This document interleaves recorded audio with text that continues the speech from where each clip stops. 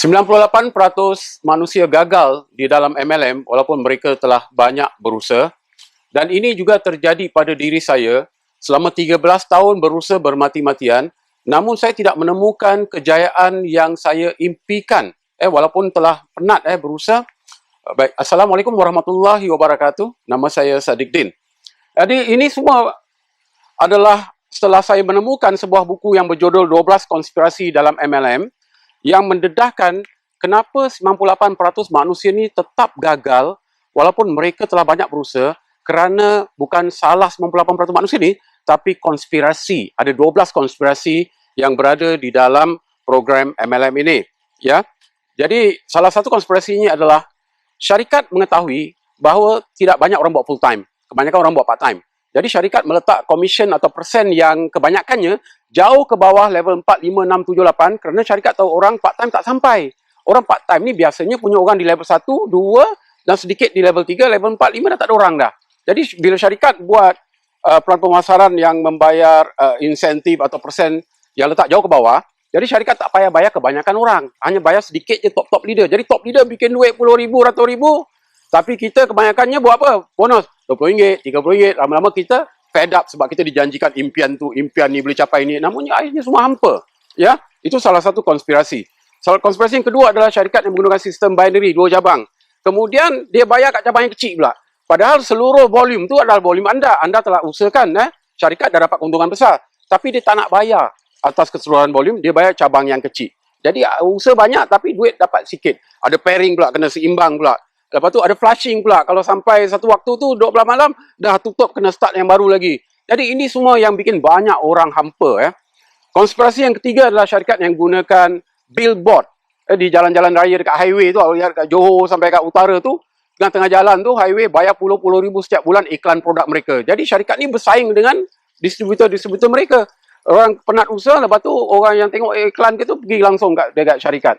Dan syarikat perlu bayar duit yang banyak untuk bayaran iklan ni setiap bulan. Jadi duit tu dapat daripada mana?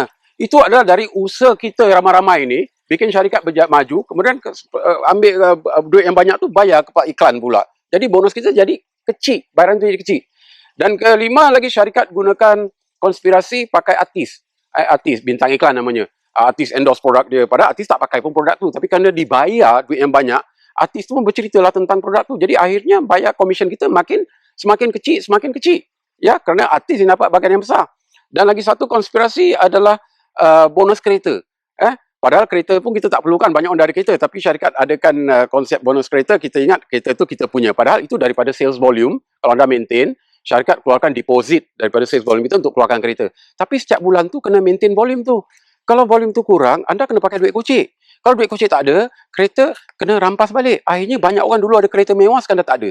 Jadi syarikat yang benar tu dia tak pakai konspirasi ni semua. Dia bayar sebesar-besarnya. Kalau anda nak kereta impian, anda beli kereta anda. Anda tak perlu harapkan dari syarikat. Dan salah satu konspirasi itu adalah payout. Payout, banyak syarikat cerita tentang potential payout. Tapi itu bukan actual payout. Actual payout adalah payout yang sebenarnya setiap bulan. Berapa banyak komisen yang syarikat dah bayar kepada semua dia punya distributor. Jadi kebanyakan payout yang dia cerita 60-70%, apabila kita kaji sebenarnya payout tu di bawah 30%. Jadi ini semua berubah apabila buku ini mendedahkan konspirasi-konspirasi ini dan juga menceritakan MLM ini menghasilkan paling ramai jutawan dalam dunia. Tetapi dia tidak terjadi di negara kita ni. Di Malaysia, Singapura, Indonesia tak banyak orang berjaya. Banyak orang negara barat, Jerman, Mexico, Amerika, Rusia berjaya, kita tak berjaya. Sebab program yang mereka buat berbeza dengan program yang kita buat. Kita punya banyak syarikat yang tamak, kaya sendiri. Top leader buat duit, syarikat buat duit. Kita kebanyakannya hampa. Dan dalam buku ni juga mendedahkan dalam 300 program yang baik ni, 6 terpilih sebagai bayang paling besar di dunia. 6 ni semua tak ada kat rantau ni. 6 ni semua kat Amerika.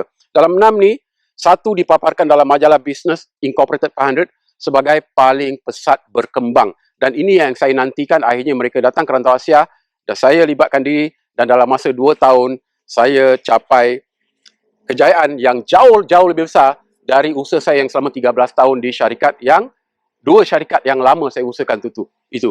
Dan menjadikan saya Platinum International Diamond pertama di Asia dan membuat saya meraih angka 6 setiap bulan.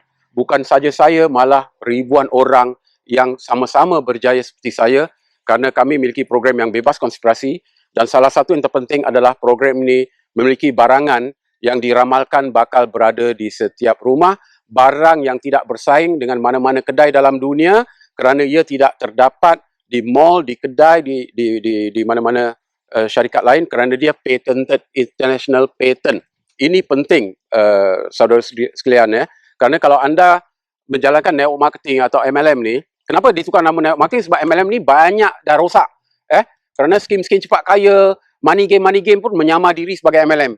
Jadi akhirnya orang ingat MLM ni skim piramid. Pasal skim piramid tu penipuan, pembohongan, tak ada barang pun. Kalau ada barang pun mengarut. Skim krim lah, sapu lah, pakai gelang magnet. Itu semua adalah manipulasi, pembohongan. Barang yang benar adalah barang mempunyai pengiktirafan sains, barang yang telah dikaji dengan ujian klinikal kalau barang produk kesihatan. Kalau anda perdagang berniagakan produk seperti spirulina, ginseng, gamat, propolis, wheatgrass lah, green, ini semua bukan tak bagus, tapi dia bersaing dengan semua syarikat. Orang boleh dapat lebih murah tempat kedai kat luar. Bermakna akhirnya bisnes anda tombang kerana barang anda boleh didapatkan di mana-mana tempat. Jadi kalau kita nak berjaya, kita kena cari barang yang ada patent. International patent tidak dibenarkan jual oleh mana-mana syarikat dalam dunia. Kalau orang nak satu dunia, kena cari anda. Macam mana anda nak gagal? Mestilah anda berjaya cemerlang. Kerana barang tu barang yang ada international patent. Jadi anda jumpa orang yang beri anda video ini, dapat informasi lebih. Kerana di Malaysia ini, kami sedang kembangkan sayap di seluruh Malaysia kerana kami sedar ramai orang mempunyai impian tapi mereka tidak jumpa program yang benar, yang bebas konspirasi.